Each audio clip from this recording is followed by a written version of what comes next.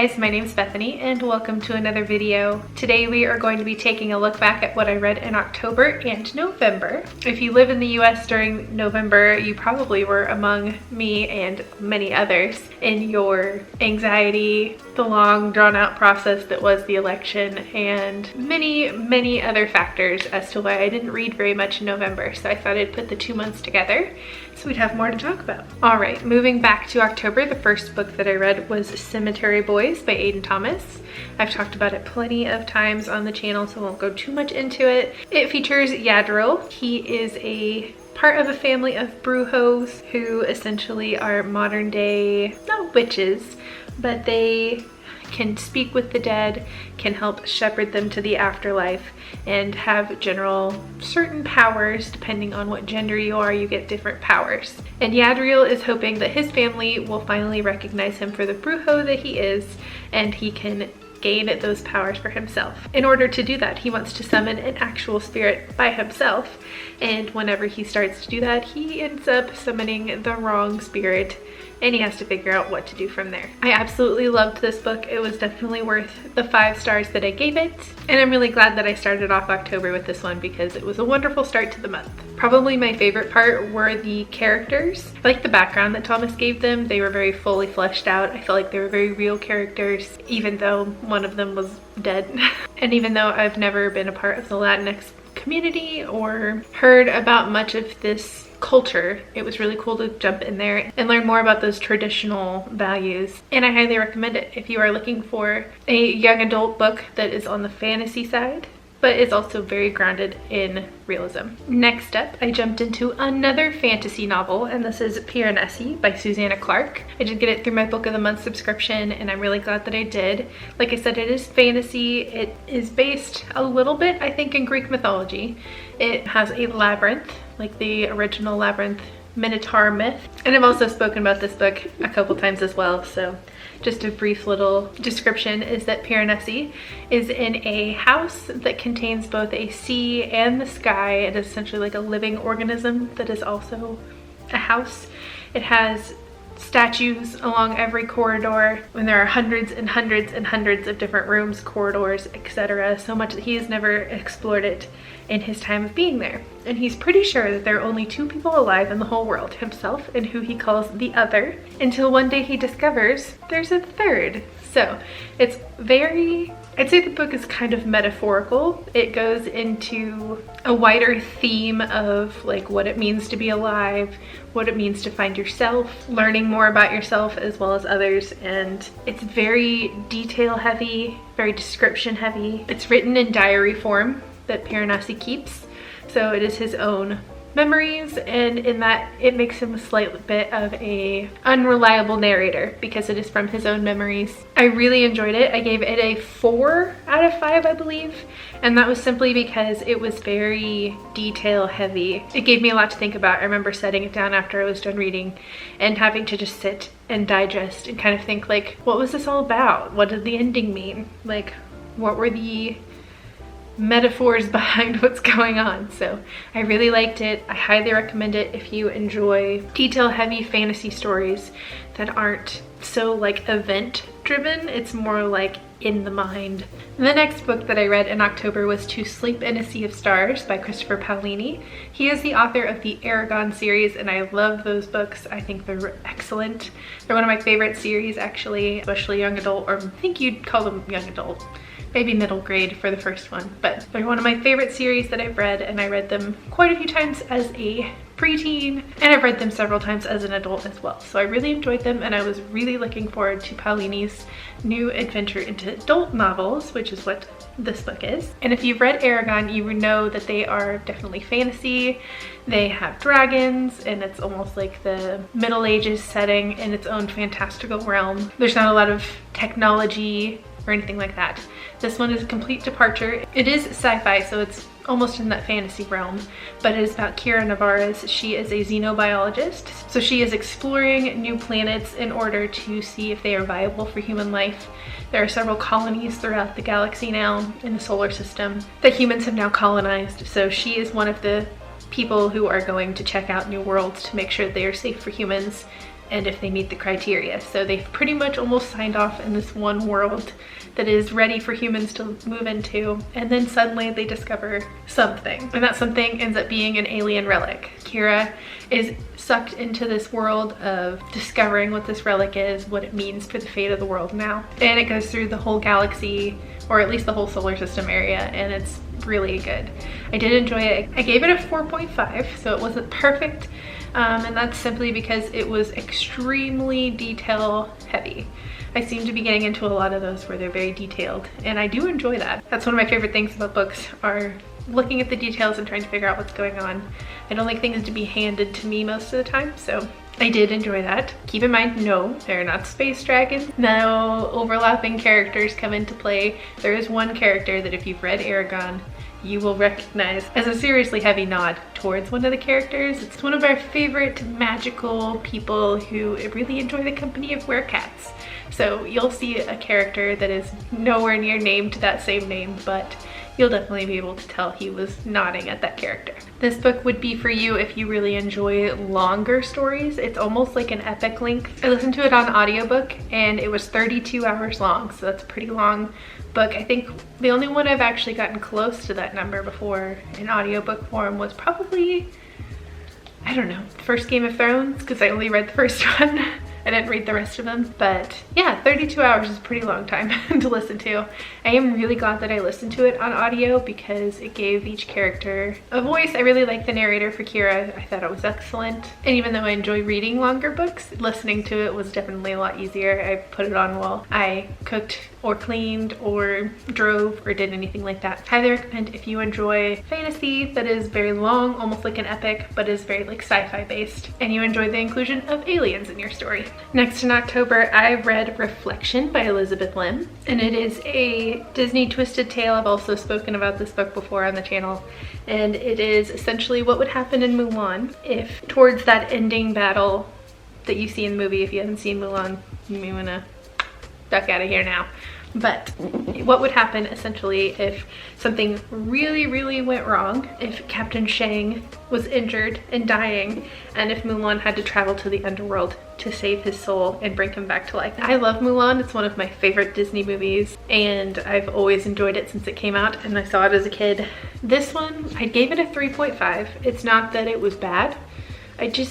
For much of the novel, it didn't feel like those were the real characters. I don't think it really embodied for me what Mulan's inner dialogue would feel like, because it does take place from her perspective and inner thoughts. But if you do like Disney, and if you enjoy the twisted tales, I do still think you probably want to read it. I didn't think it was bad by any means. I just didn't feel like it was 100% authentic to who Mulan was in the movie. It has a little sweet love story, so if you're really rooting for the Mulan Shang in the movies, this does delve into that a little bit.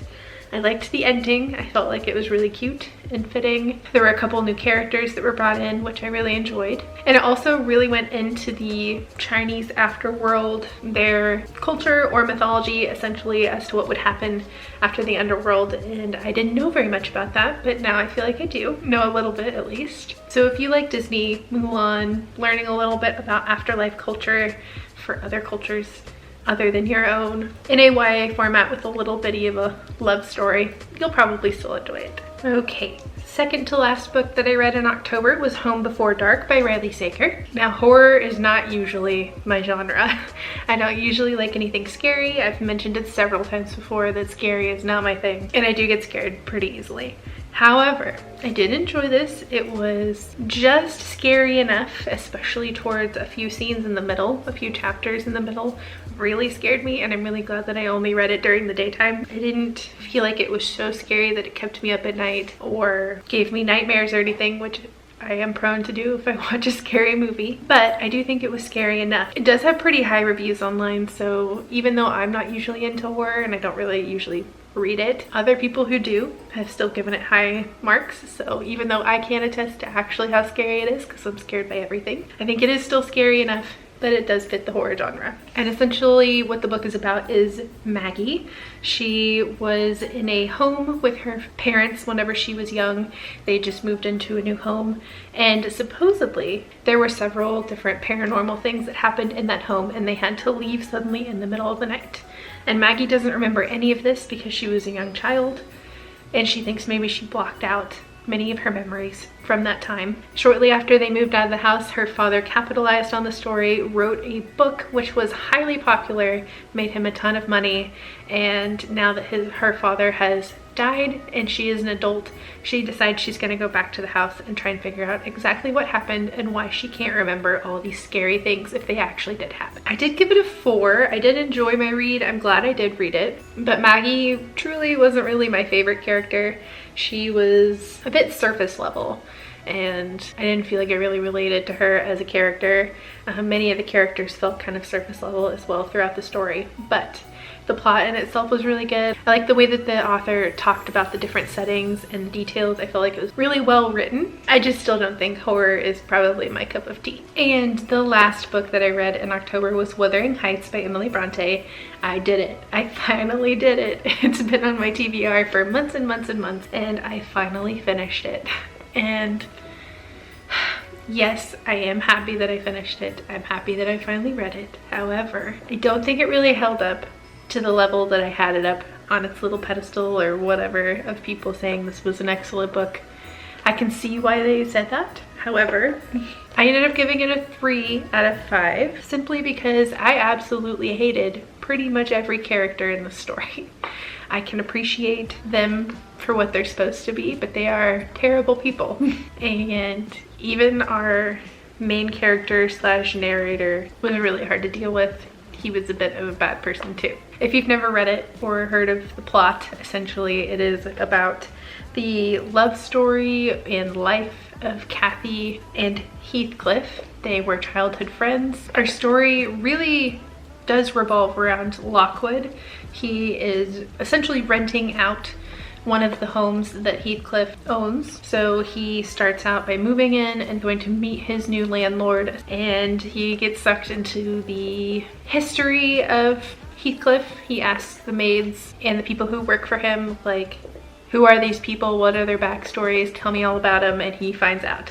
Like I said, a love story, though I don't know if either character was actually capable of love. Maybe.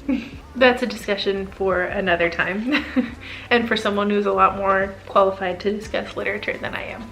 But once again, I am happy that I finally finished it. Now I can check it off my list and I don't ever have to read it again. So that's always a good thing. Now, moving on to November. I actually only read 2 books in November.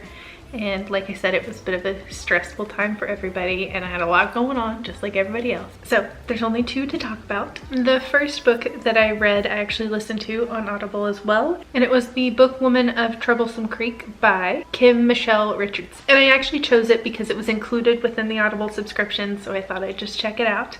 I had heard about it a little bit on Bookstagram, and it was about a 19-year-old woman named Cussie who lived in Kentucky, and she was a bit of a scandal back in 1936 because she actually had blue skin just like her father and her family before her. And this book is very historically based.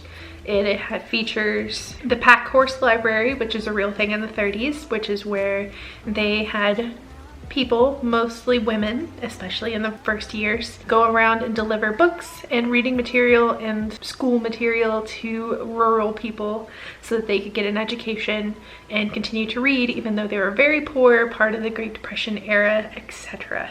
So these pack horsewomen would obviously have their horses, and they were the librarians who would come in and out of the area, come visit you and get you books. And I learned after reading this book that the blue-skinned people of Kentucky were actually real and did exist. So this was not like a fantastical inclusion into the story. They were real, and it is just very much historical fiction. So if you enjoy that genre, and if you want to learn more about the pack horsewomen, this is one of 2 very popular books, I believe, that features the pack horsewomen, and I don't remember what the other one's called right now. But I thought it was really good. I enjoyed Cussie as a character. I thought the story was great.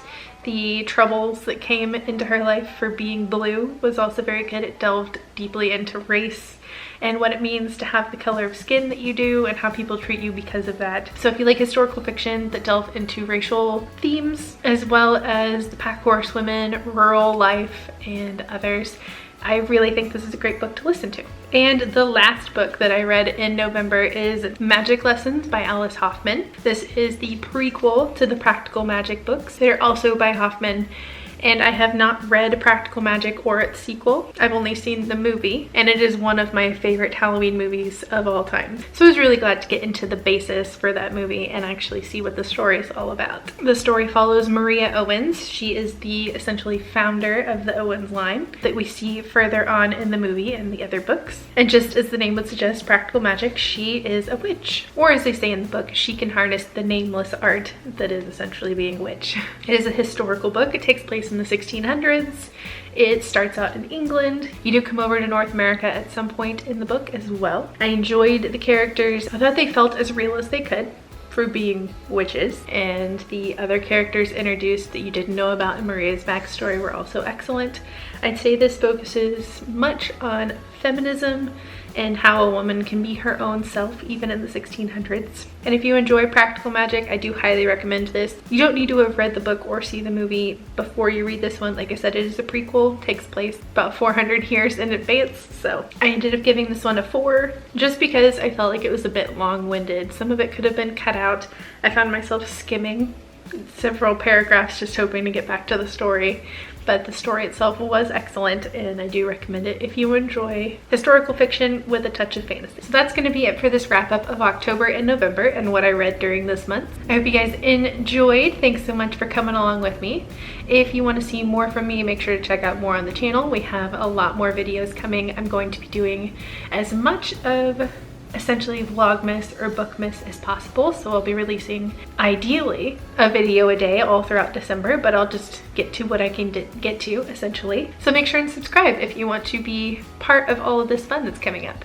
Like the video if you like it so more people can find us, and check out any other places in the description where you can find me, like my blog, Instagram, and my other second channel where I occasionally upload gaming videos. I hope you guys have a wonderful December, and I'll see you tomorrow, hopefully. Fingers crossed. Bye.